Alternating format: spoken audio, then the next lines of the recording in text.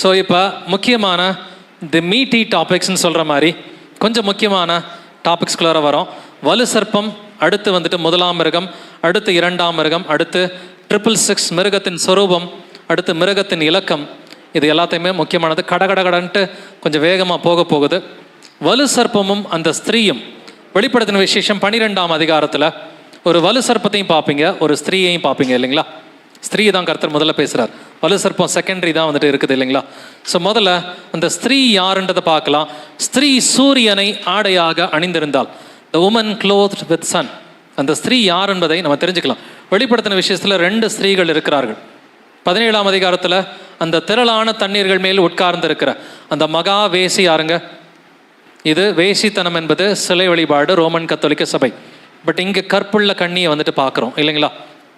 வெளிப்படுத்தின விசேஷம் 12ஆம் அதிகாரத்தில் முதல் 2 வசனங்களை நம்ம வாசிக்கலாம். அன்றியும் ஒரு பெரிய அடையாளம் வானத்திலே காணப்பட்டது. ஒரு ஸ்திரீ சூரியனை அணிந்திருந்தாள்.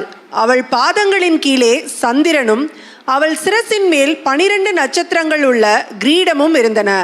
அவள் கர்ப்பவதியாயிருந்து பிரசவ வேதனை அடைந்து பிள்ளை பெறும்படி வருத்தப்பட்டு அலறினாள்.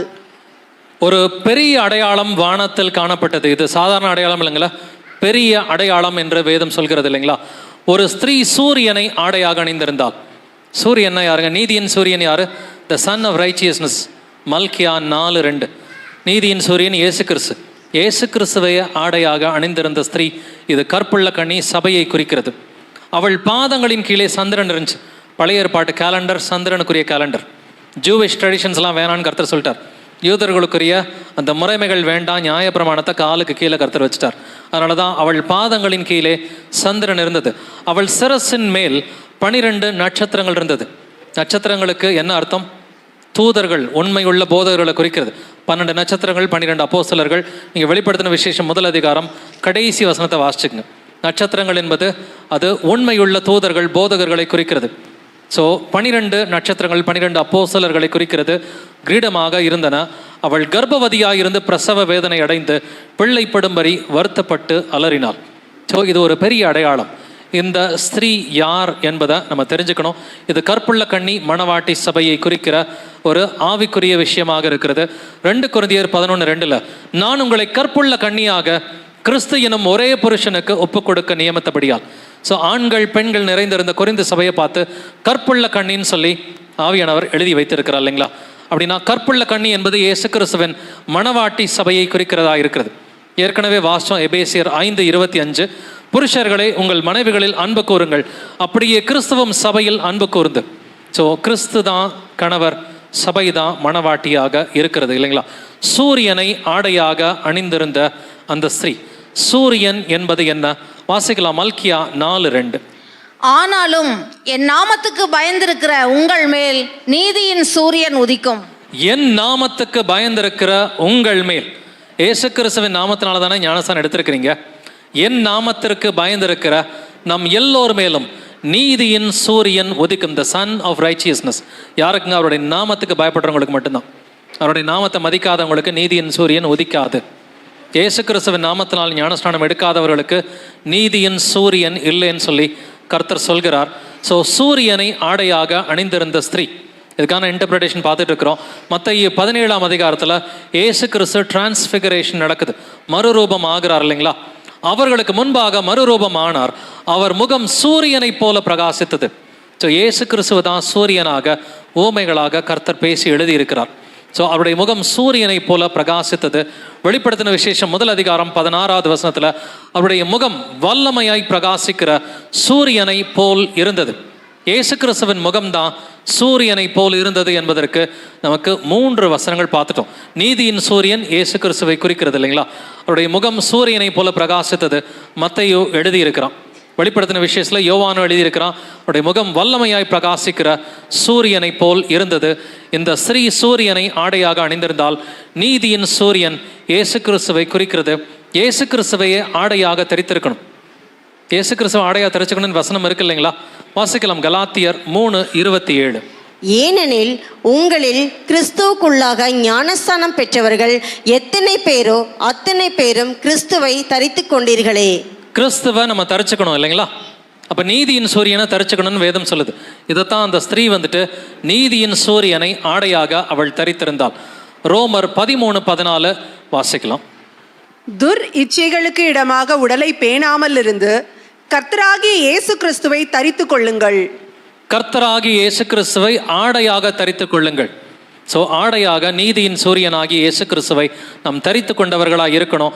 ஸோ சூரியனை ஆடையாக அணிந்திருந்த ஸ்திரீ, இது கற்புள்ள கன்னி மணவாட்டி சபையை குறிக்கிறது.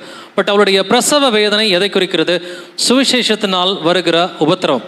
முதல் 300 ஆண்டுகள் வந்துட்டு இயேசு கிறிஸ்து சுவிசேஷத்தை அறிவிச்சாரு. அவர் நம்முடைய பாவங்களுக்காக மரித்து அடக்கம் பண்ணப்பட்டு அவர் உயிர் தெழுந்து பரலோகத்திற்கு சென்று விட்டார்.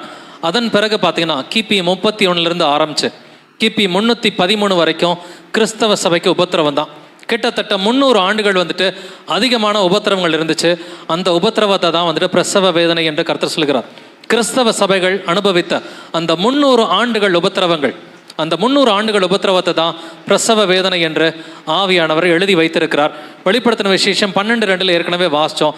பிரசவ வேதனை அந்த ஸ்திரீக்கு இருந்தது. பிள்ளை பெறும்படி வருத்தப்பட்டு அலறினாள் அப்படின்றத பார்க்குறோம்.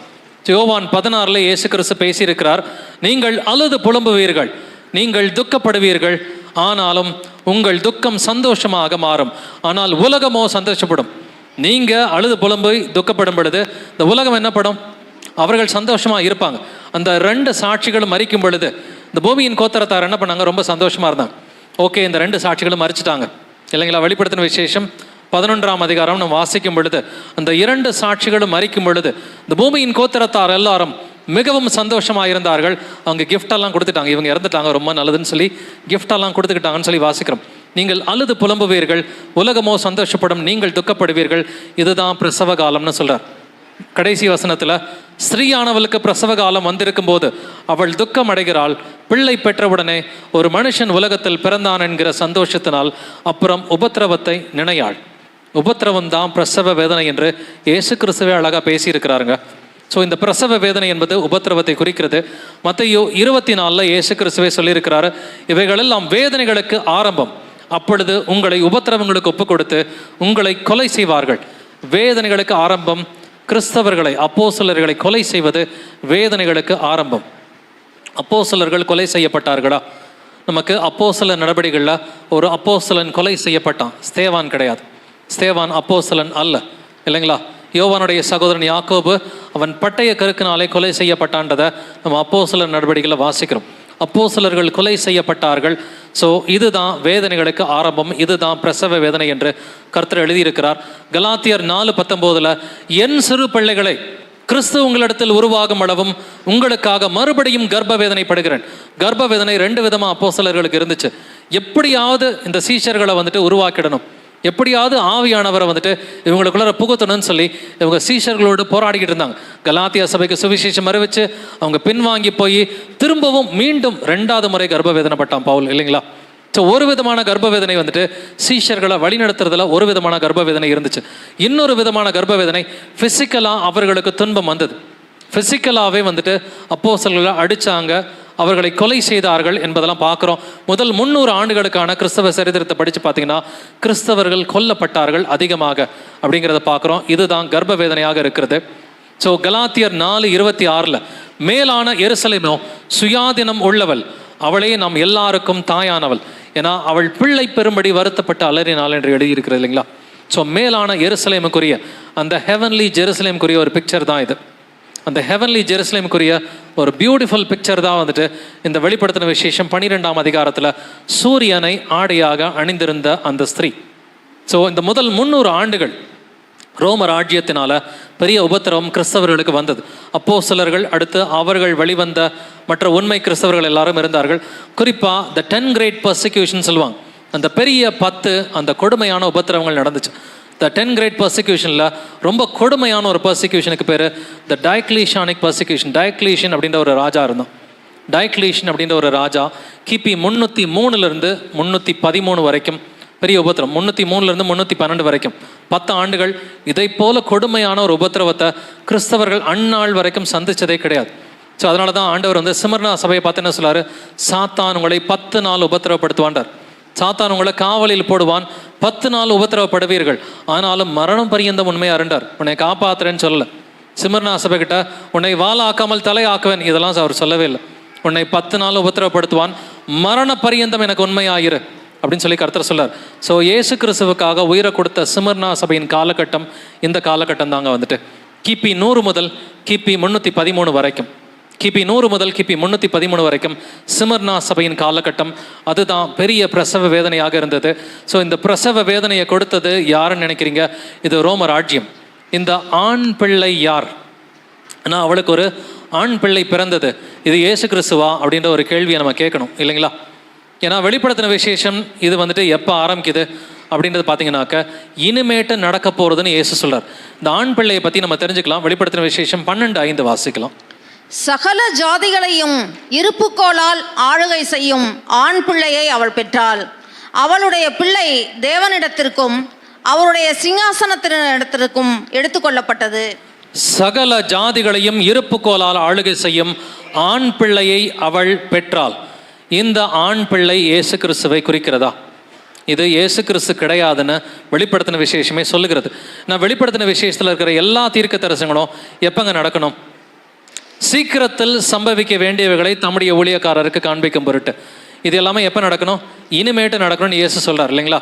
இயேசு கிறிஸ்து இந்த பூமிக்கு வந்து அவர் மரித்து அடக்கம் பண்ணப்பட்டு உயிர்த்து பரலோகத்துக்கு போயிட்டார். அதன் பிறகு யோவானுக்கு அவர் காட்சிகளை கொடுக்குறார் இல்லைங்களா?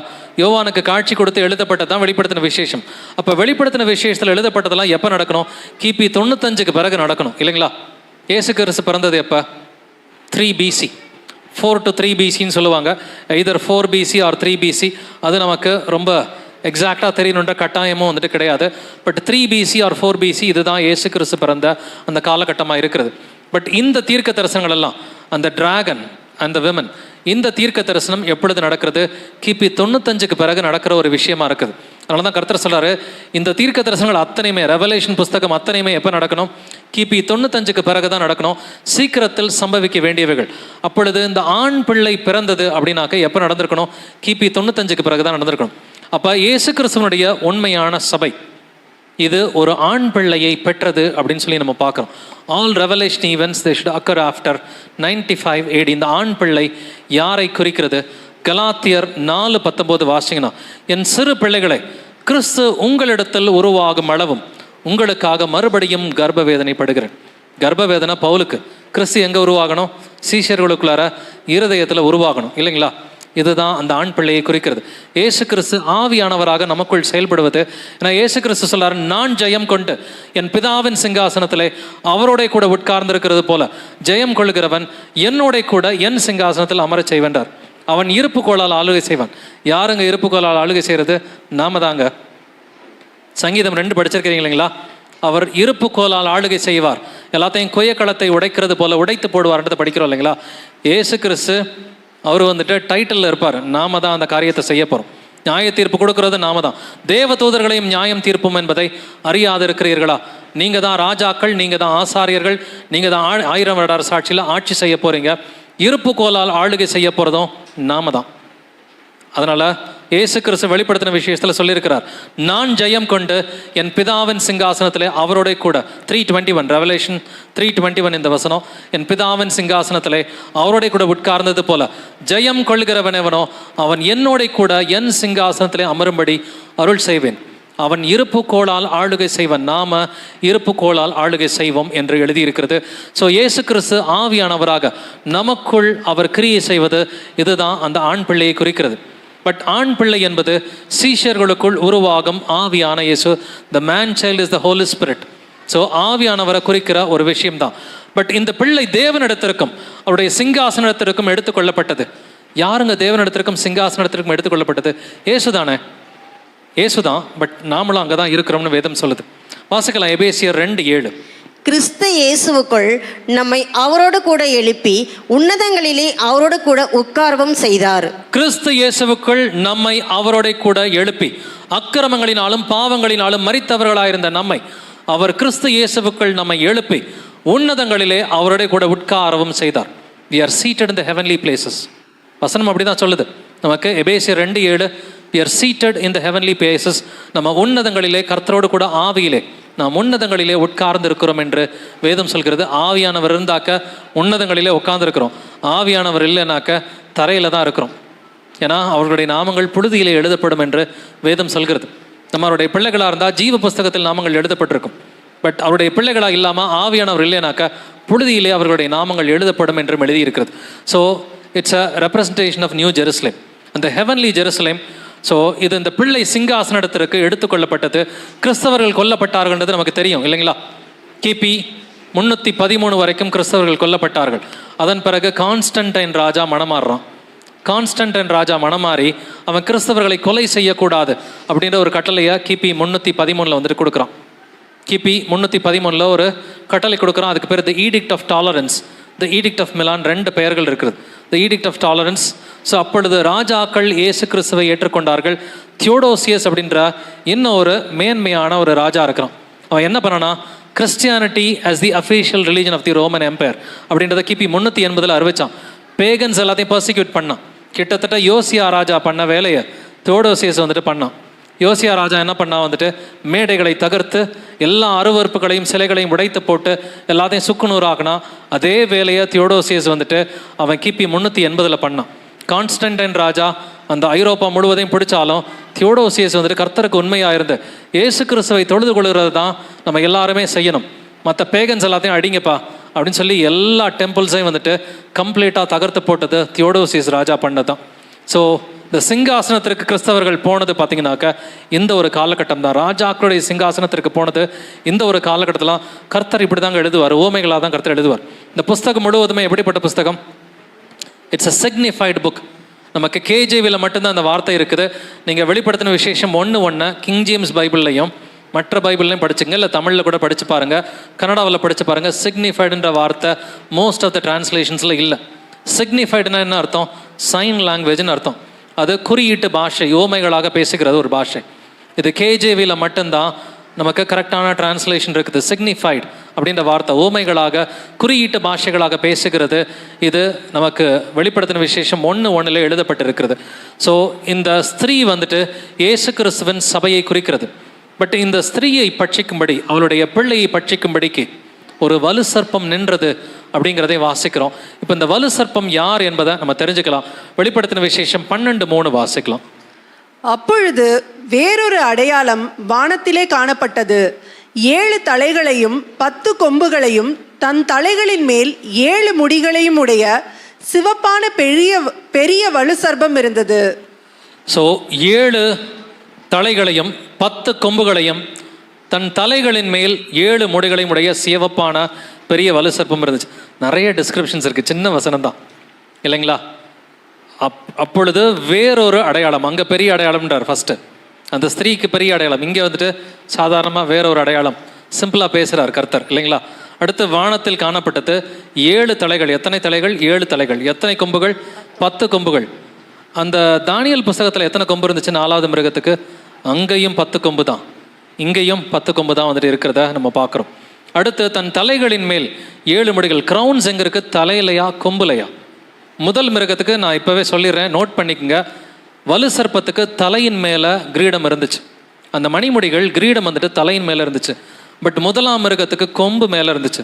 That's a big difference. கொம்பு மேலே கிரீடம் இருக்கிறதுக்கும் தலையின் மேலே கிரீடம் இருக்கிறதுக்கும் பெரிய வித்தியாசம் இருக்குது. தலையின் மேலே கிரீடம் இருந்தாக்க இது 1 மேன் ஷோ, இது சீசர். இது 1 மேன் ஷோ, சீசர் இருக்கிறான்னு சொல்லி அர்த்தம். சீசர் தகர்க்கப்பட்ட பிறகு 10 நாடுகளாக பிரிஞ்சிருச்சு. 10 நாட்டில் 10 ராஜா இருக்கிறான். 10 நாட்டில் 10 ராஜா இருந்தால் வெஸ்டர்ன் ரோமன் எம்பையருக்கு பேர் என்னது? அது முடிகளின் மேல், அந்த கொம்புகளின் மேலே வந்துட்டு கிரீடம் இருந்தது. ஸோ சிவப்பான, அது பரிசுத்தவான்களின் ரத்தத்தை குடித்த ஒரு மிருகம். அதனால தான் சிகப்பான பெரிய வலு சர்ப்பம் இருந்தது. இது பெருசாக இருந்துச்சு.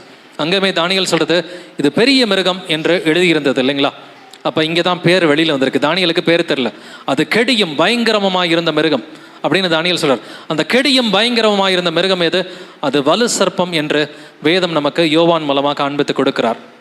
ஸோ தானியல் புஸ்தகத்திலையும் வாசித்தோம் 7:7 அந்த 4ஆம் மிருகத்தை கண்டேன், அது கெடியும் பயங்கரமும் மகா பலத்ததுமாயிருந்தது, அதற்கு 10 கொம்புகள் இருந்தது. அதே 10 கொம்பு தான் நமக்கு வலு சர்ப்பத்துக்கும் இருக்குது. ஸோ இந்த 2 மிருகமும் ஒரே மிருகத்தை தான் காண்பிக்கிறது. இந்த மிருகம் என்றால் ராஜ்யம்ன்றது நமக்கு தெரியும். தானியல் 7:23 அவன் சொன்னது 4ஆம் மிருகம் பூமியில் உண்டாகும் 4ஆம் ராஜ்யம். மிருகம் என்றால் ராஜ்யம் என்பது நமக்கு நன்றாகவே தெரிந்த ஒரு விஷயம்தான். இந்த வலு சர்ப்பம் பேகன் ரோமன் எம்பையரை குறிக்கிறது. இயேசுவை அறியாத பாகாலை வழிபட்ட அந்த பேகன் ரோமன் எம்பையரை குறிக்கிறதா இந்த வலு சர்ப்பம். ஏன்னா மிருகம் என்றால் ராஜ்யம், வலு சர்ப்பம் பிசாசை குறிக்கிறதா, ரைட்டு. ஸ்பிரிச்சுவலாக பார்த்தீங்கன்னா பிசாசை குறிக்கிறதா. பட் ஆண்டவர் வழக்கமாகவே 2 மீனிங் வச்சிருப்பார். ஸ்திரீனாக்க ஒரு ஸ்திரீயை குறிக்கிறதா, பட் கற்புள்ள கண்ணின்னு சொன்னால் அங்கே சபையை குறிக்கிறது இல்லைங்களா. அதே மாதிரி தான் வந்துட்டு இங்கே வலு சர்ப்பம் பிசாசை குறிக்கிறதா இருந்தாலும் ஒரு ராஜ்யமாக இருக்கிறது. அந்த ராஜ்யம் இயேசு கிறிஸ்துவை அறியாத பேகன் ரோமன் எம்பையர். இயேசு கிறிஸ்துவ சிலுவையில் அடித்தாங்க இல்லைங்களா, இயேசு கிறிஸ்துவை அறியாத அந்த பேகன் ரோமன் எம்பையர் தான். இதனுடைய காலகட்டம் பார்த்தீங்கன்னா இந்த பிரசவ வேதனையின் காலகட்டம் கிபி 95 கிபி 313 வரைக்கும் அந்த ஸ்திரீ இயேசு கிறிஸ்துவின் சபையை குறிக்கிறது. பட் இந்த வலு சர்ப்பம் இன்னொன்று பண்ணிச்சான். தன்னுடைய வாழ்நாள வந்துட்டு 1/3 நட்சத்திரங்களை கீழே இழுத்து போட்டுச்சான். நட்சத்திரங்களில் 1/3 இழுத்து போட முடியுமா? ஒரே ஒரு நட்சத்திரம் பூமியில் விழுந்துச்சுன்னா அவ்வளோதான், பூமி முடிஞ்சு. ஏன்னா பூமி வந்துட்டு ரொம்ப சின்னது. சூரியனே ஒரு நட்சத்திரம் தான் இல்லைங்களா. Sun is a star. இது சின்ன பிள்ளைகளுக்கெல்லாம் தெரியும், அஸ்ட்ரானமி படிக்கிற பிள்ளைங்களுக்கெல்லாம் சூரியனே ஒரு நட்சத்திரம்ன்றது தெரியும். பட் சூரியன் வந்து சின்னோண்டு நட்சத்திரம். It's a very small star. சூரியன் மாதிரி 10 லட்சம் பெரிய மடங்கு இல்லை 1 கோடி மடங்கு பெரிய நட்சத்திரங்கள்லாம் இருக்குது. கேனஸ் மெஜாரிஸ் அப்படின்ற ஒரு ஸ்டார் இருக்குது. யூவை ஸ்கூட்டாய் அப்படின்ற ஸ்டார்ஸ்லாம் நிறைய ஸ்டார்ஸ் இருக்குது. அதெல்லாமே 1 கோடி மடங்கு பெருசு. பெரிய பெரிய நட்சத்திரங்கள்லாம் இருக்குது. அதில் ஏதாவது ஒன்று விழலாம் வேண்டாம், பக்கத்தில் வந்தாலே பூமி பொசுங்கி போயிடும். அந்தளவுக்கு பூமி சின்னோண்டு. ஸோ பூமியை எடுத்து சூரியனுக்குள்ளார கிட்டத்தட்ட ஒரு 10 லட்சம் பூமியை வந்துட்டு வச்சிடலாம். அந்தளவுக்கு சூரியன் பெருசு. ஸோ இது உண்மையான வாலும் கிடையாது, உண்மையான நட்சத்திரமும் கிடையாது. வாசிக்கலாம் வெளிப்படுத்தின விசேஷம் 12:4. அதன் வால் வானத்தின் நட்சத்திரங்களில் 1/3 இழுத்து அவைகளை பூமியில் விழத்தள்ளிற்று.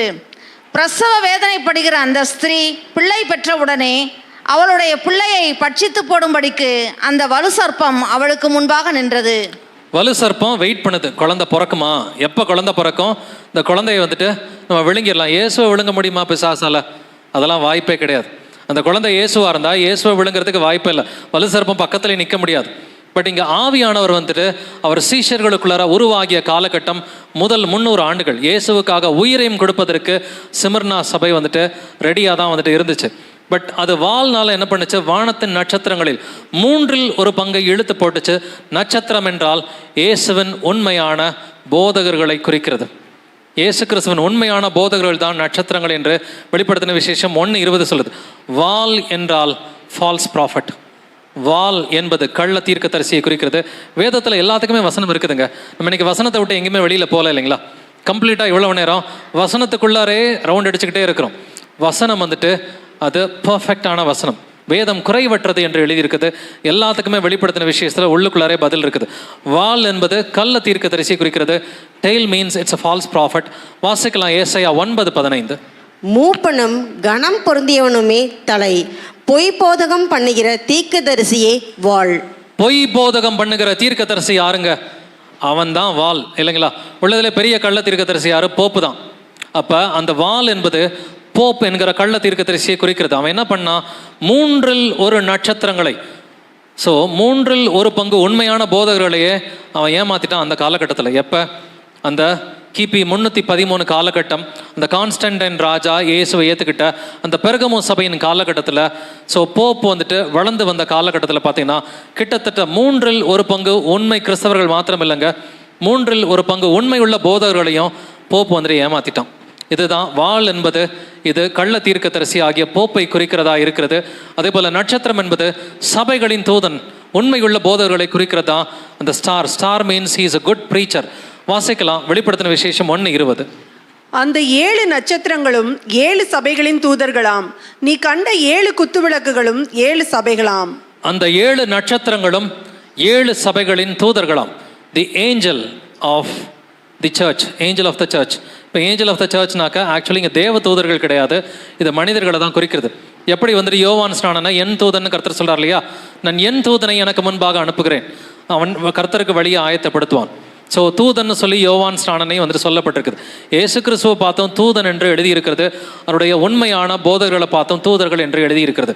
ஸோ அந்த வால் 1/3 நட்சத்திரங்களை இழுத்து போட்டது அப்படின்னு சொன்னால் என்ன அர்த்தம்? வந்துட்டு உண்மையுள்ள போதகர்களை வந்துட்டு போப் அந்த காலகட்டத்தில் ஏமாத்திட்டான். மூன்றில் ஒரு பங்கு உண்மையுள்ள போதகர்களை அந்த வாளா இருக்கிற கள்ள தீர்க்கதரிசி போப் வந்துட்டு அவனுடைய ஆளுகையின் காலகட்டம் தொடங்கினப்பவே கிபி 538 அந்த காலகட்டத்தில் ஏமாற்றி கீழே தள்ளிட்டான். இதுதான் வலு சர்ப்பம் செய்த ஒரு பெரிய காரியமாக இருக்கிறது. பட் பிள்ளையை பட்சித்து போடும்படிக்கு அது காத்து கொண்டிருந்தது. எப்படின்னாக்க யாத்திராகமம் 1:16 வாசிக்கிறோம். அப்போ பார்வோன் ராஜா என்ன பண்ணா, ஆண் பிள்ளை ஆனால் கொன்று போடுங்கள்னு சொல்லி அந்த பிரசவம் பார்க்குற ஸ்திரீகள்கிட்ட சொன்னா இல்லைங்களா. ஸோ இந்த பிள்ளையை கொல்ற பழக்கம் பழைய ஏற்பாட்டிலையும் இருக்குது, புதிய ஏற்பாட்டிலையும் இருக்குது. ஸோ முதல்ல வந்துட்டு ஃபர்ஸ்ட் இன்ஸ்டன்ஸ் வந்துட்டு பார்வோன் ராஜா, நீங்கள் ஹீப்ரூஸில் வந்துட்டு எபிரேய பெண்களில் வந்துட்டு யாருக்காவது ஆண் பிள்ளைகள் பிறந்தா அவங்களை கொலை செய்து விடுங்கள். ஸோ அப்போ அவனை பார்த்து தான் கர்த்தர் வலு சர்ப்பம் என்று சொல்லியிருக்கிறார். பழைய ஏற்பாட்டில் வசனம் இருக்குது, எகிப்தின் ராஜ்யத்தை பார்த்து கர்த்தர் வலு சர்ப்பத்தின் ராஜ்யம் என்று எழுதியிருக்கிறார். நீங்கள் போய் தேடி பாருங்கள், வலு சர்ப்பம் என்கிற வார்த்தையை போட்டு பைபிளில் தேடி பார்த்தீங்கன்னா எகிப்தின் ராஜ்யத்தை வலு சர்ப்பத்தின் ராஜ்யம் என்று கர்த்தர் பேசியிருக்கிறார். ஆண் பிள்ளையை அப்போவே கொலை செய்ய பார்த்தாங்க. பட் இயேசு கிறிஸ்துவின் காலகட்டத்திலையும் இயேசுவை கொலை செய்ய பார்த்தது யாரு? ஏரோது ராஜா இல்லைங்களா. ஏரோது ராஜா யாருக்கு கீழே இருந்தான்? அகஸ்து ராயனுக்கு கீழே. அங்கேயும் வலு சர்ப்பத்தின் ராஜ்யம். இது பேகன் ரோமன் எம்பையர். மத்தேயு 2:14 வாசிக்கிறோம். சாஸ்திரிகள் வராங்க இல்லைங்களா, வந்தப்ப இயேசு கிறிஸ்துவை நாங்கள் வணங்கணும்னு சொல்கிறப்ப 2 வயதுக்குட்பட்ட எல்லா ஆண் பிள்ளைகளையும் ஏரோது ராஜா கொலை செய்தான். பழைய ஏற்பாட்டிலையும் பிள்ளையை கொலை செய்கிற அந்த வலு சர்ப்பத்தின் விஷயம் நடந்திருக்குது. புதிய ஏற்பாட்டிலையும் பழைய ஏற்பாட்டில் அந்த வலு சர்ப்பத்தின் ராஜ்யம் எகிப்து, புதிய ஏற்பாட்டில் வலு சர்ப்பத்தின் ராஜ்யம் இது பேகன் ரோமன் எம்பையர். இயேசு கிறிஸ்துவை மாத்திரம் இல்லைங்க, அந்த உண்மையுள்ள கிறிஸ்தவர்களை கொலை செய்ய வேண்டும் அந்த மூர்க்க வெறி அந்த காலத்திலேருந்து இந்த காலம் வரைக்கும் இருக்குது. பட் இந்த ஸ்திரீயானவள் என்ன பண்ணா, வனாந்திரத்துக்கு ஓடி போயிட்டான். இன்னைக்கு நாமெல்லாம் எங்கே இருக்கிறோம்? வனாந்திர வாழ்க்கையில் இருக்கிறோம் இல்லைங்களா. நம்முடைய வாழ்க்கையே வனாந்திர வாழ்க்கை. சர்ச்சுக்கும் நமக்கு சம்மந்தமே கிடையாது, அந்த கள்ள சபைகளுக்கும் நமக்கும் எந்த சம்மந்தம் இல்லை. ஏன்னா நம்ம உண்மை உள்ள சபைகளாக இருக்கிறோம் இல்லைங்களா. நம்ம உண்மை உள்ள பிள்ளைகளா எங்கே கூடினாலும் இயேசு கிறிஸ்து நம் மத்தியில் இருப்பார்னு சொல்லி நமக்கு ஒரு வனாந்திர வாழ்க்கை இருக்குது. நமக்கு எந்த அங்கீகாரமும் கிடையாது. நம்மளை எல்லாரும் திட்டுவாங்க, சான்ஸ் கிடைச்சா அடிப்பாங்க, முடிஞ்சா கொலையும் பண்ணுவாங்க. எல்லாத்துக்கும் ரெடியாக இருக்கிறாங்க. யாரு? கள்ள போதர்கள் ரெடியாக இருக்கிறாங்க. புறஜாதிகள் நம்மளை ஒன்றுமே சொல்ல மாட்டாங்க, நம்மள்ட்ட நல்ல இணக்கமாக இருப்பாங்க புறஜாதிகள்லாம். பட் கள்ள கிறிஸ்தவர்கள் நம்மளை அடிக்கிறதுக்கும் நம்மளை திட்டுறதுக்கும் முடிஞ்சா கொலை செய்கிறதுக்கும் அவர்கள் ரெடியாக தான் இருக்கிறாங்க. இதுதான் வலு சர்ப்பத்தினுடைய வேலையாக இருக்கும். பட் ஸ்திரீயானவள் என்ன பண்ணுவா, வனாந்திரத்துக்கு ஓடி போயிட்டான். வனாந்திர வாழ்க்கையில் அன்னையிலிருந்து இன்னைக்கு வரைக்கும் ஸ்திரீயானவள் இருக்கிறா அப்படின்றத பார்க்குறோம். வெளிப்படுத்தின விசேஷம் 12:6 வாசிக்கலாம். ஸ்திரீயானவள் வனாந்தரத்திற்கு ஓடி போனாள். அங்கே 1260 நாளளவும் அவளை போஷிப்பதற்காக தேவனால் ஆயத்தமாக்கப்பட்ட இடம் அவளுக்கு உண்டாயிருந்தது. ஸ்திரீயானவள் வனாந்திரத்துக்கு ஓடி போனால் அங்கே 1260 நாள். இங்கேயும் பார்த்தீங்களா 1260 சேம் நம்பர் வந்திருக்குது இல்லைங்களா.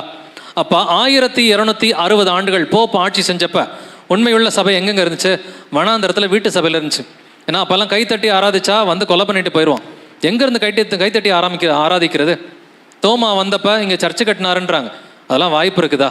உலகம் முழுவதும் கிறிஸ்தவர்களுக்கு வந்துட்டு பெரிய பர்சிக்யூஷன் நடந்துகிட்டு இருக்குது. இந்தியாவிலையும் பர்சிக்யூஷன் நடந்துச்சு, ஐரோப்பாவிலையும் பர்சிக்யூஷன் நடந்துச்சு. தோமா வந்து சர்ச்சு கட்டினார்னா கொஞ்சம் கூட அவங்களுக்கு பைபிளும் தெரியல, சரித்திரமும் தெரியலன்னு தான் சொல்லணும். ஸோ ஸ்திரீயானவள் வனாந்திரத்துக்கு ஓடி போனாள். ஸோ அந்த கிறிஸ்தவன் ஆளுகையும் 1260 ஆண்டுகள்.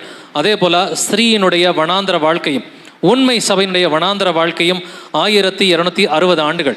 அந்த 538 to 1798 போப் அரெஸ்ட் பண்ணி ஜெயிலில் போட்டாங்க. அடுத்து பேப்பல் ஸ்டேட்ஸ்லாம் பிடுங்கிட்டாங்க. போப்போடைய மிலிட்ரி எல்லாம் போயிடுச்சு. போன பிறகு கிறிஸ்தவர்கள் அப்போ தான் தைரியமாக வெளியில் வர ஆரம்பித்தாங்க. கிறிஸ்தவர்கள் தைரியமாக போதிக்கிறது கடந்த 200 ஆண்டுகள் தாங்க.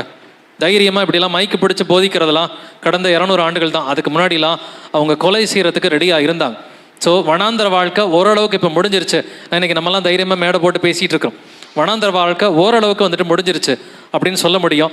ஸோ 1260 நாள் அவளுக்கு வனாந்திர வாழ்க்கையாக இருந்தது. பட் மீகாவேல் வந்துட்டு என்ன பண்ணுறாரு? மீகாவேல் வலு சர்ப்பத்தை பரலோகத்திலேருந்து கீழே தள்ளிடுறாருன்றதை நம்ம பார்க்குறோம். வாசிக்கலாம். வெளிப்படுத்தின விசேஷம் 12ஆம் அதிகாரம் 7 முதல் 8 வசனங்கள். வானத்திலே யுத்தம் உண்டாயிற்று. மிகாவேலும் அவனை சேர்ந்த தூதர்களும் வலு சர்ப்பத்தோடு யுத்தம் பண்ணினார்கள்.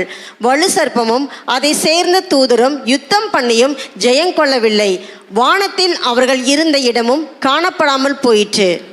மீகாவேலும் அவனை சேர்ந்த தூதர்களும் வலு சர்ப்பத்தோடு யுத்தம் பண்ணினார்கள்.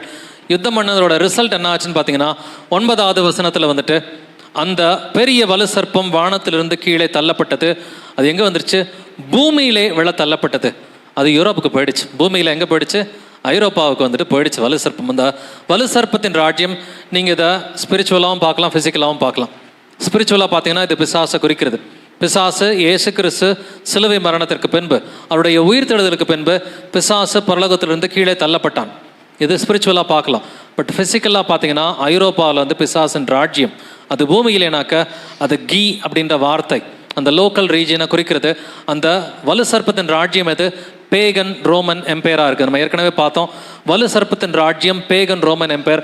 இதுக்கு முடிவு கர்த்தர் கட்டினது வந்துட்டு 313 கான்ஸ்டன்டைன் ராஜா மூலமாக கம்ப்ளீட்டாக எல்லா பேகன் கிங்ஸையும் கர்த்தர் கொண்டுட்டார். பேகன் கிங்ஸோட முடிவு எல்லாமே. அடுத்து ஒரு சில பேகன் கிங்ஸை கர்த்தர் கொண்டுட்டார். ஒரு சிலர் எப்பா நான் உன்னோட சண்டை போடலப்பா, உன்னோட வந்து நானும் ஜாயின் பண்ணிக்கிறேன்னு சொல்லிட்டு பேகன் கிங்ஸ்லாம் வந்துட்டு கான்ஸ்டன்டைன் ராஜாவோட சமாதானம் ஆயிட்டாங்க. என்டையர் ஐரோப்பாவை பிடிச்சதான் கான்ஸ்டன்டைன் ராஜா. கம்ப்ளீட்டாக ரோம் டு கான்ஸ்டன்டினோப்பிள். கான்ஸ்டன்டினோப்பிள் டர்க்கியில் இருக்குது, ஏஷியா மைனர். டர்க்கியில் இஸ்தான்புல் அப்படின்ற பட்டணம், அதுதான் பழைய கான்ஸ்டன்டினோப்பிள். கிழக்கத்திய ரோம ராஜ்யத்தின் தலைநகரம் அதான். 2 ரோம ராஜ்யம் இருந்துச்சு. மேற்கத்திய ரோம ராஜ்யம் வெஸ்டர்ன் ரோமன் எம்பையர், அதனுடைய தலைநகரம் வந்துட்டு ரோம் பட்டணம். கிழக்கத்திய ரோம ராஜ்யம் 1000 வருடங்கள் யாரும் பிடிக்க முடியல. கிழக்கத்திய ரோம ராஜ்யம் நாளைக்கு இதெல்லாம் பார்க்க போகிறோம், ரொம்ப இன்ட்ரெஸ்டிங்காக இருக்கும்.